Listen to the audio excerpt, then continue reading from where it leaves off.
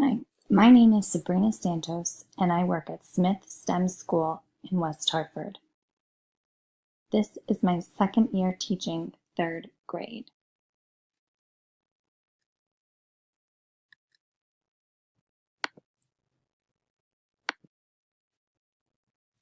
I have 21 students in my classroom. There are 12 girls and 9 boys. 4 out of 21 are considered to be English language learners. They speak fluent English, but they need to be pulled out for language support. 2 out of 21 students receive special education support. My students have a difficult time following oral and written directions. In the beginning of our literacy and math blocks, students do not pay attention when directions are being given.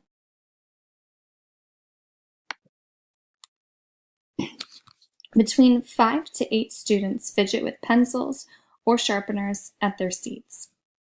If students are given directions on the meeting rug, 5 to 6 are playing with their shoelaces or other articles of clothing. This can waste up to 3 minutes of instructional time. Also, they lose their focus about 30 seconds into me giving instructions. Currently, I post a list of instructional activities on the board for students to complete. Many students ignore what is written on the board or miss certain activities that need to complete. This requires me to frequently repeat instructions 4 to 6 times per subject block, which wastes a lot of my time when I need to work with small groups or individual students. The learning constraints that exist in my classroom is that my students sit with groups of students. This may make it hard for them to listen to the directions attentively because they become distracted by their peers. Some students have a hard time following oral or written directions, which makes them miss activities. The delivery options that I use right now consist of going over the activities and directions orally and posting written instructions on the smartboard at the same time. I leave the directions posted for the remainder of the subject block so that my students can always refer to it.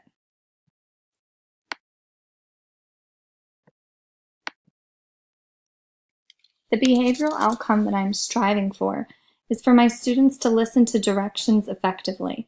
This means they need to give their undivided attention and follow all of the directions the first time they are given.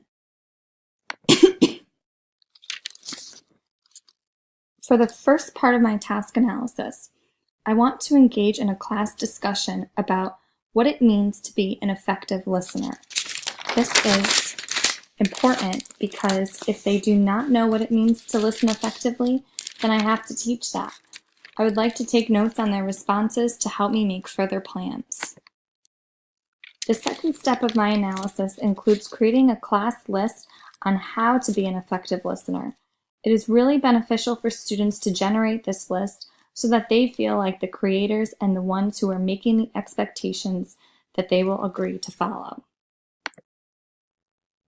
However, there are definitely a few items on the expectation list that I will need to make sure gets on the list.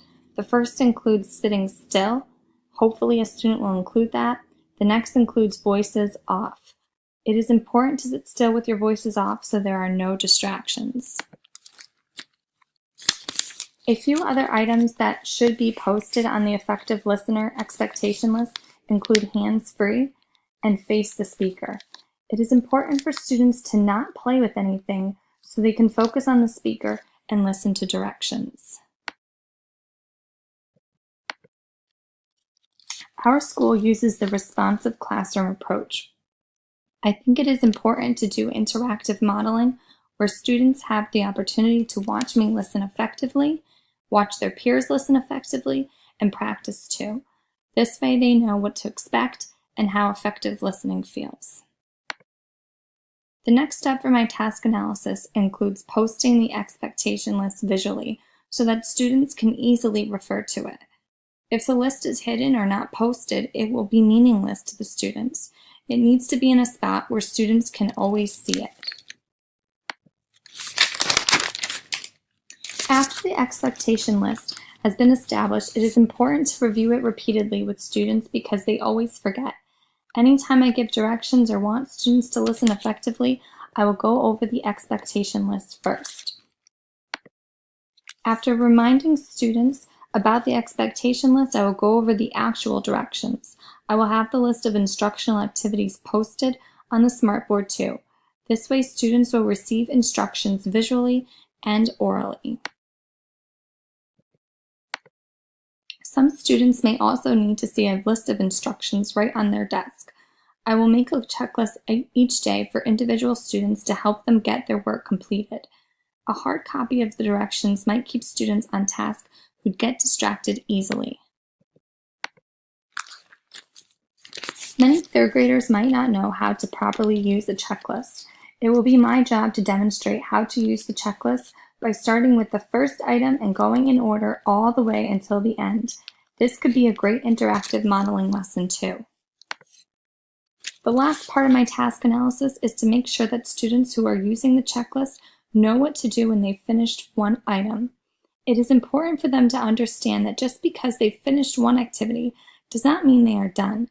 I will demonstrate how to move right along to the next item without wasting time.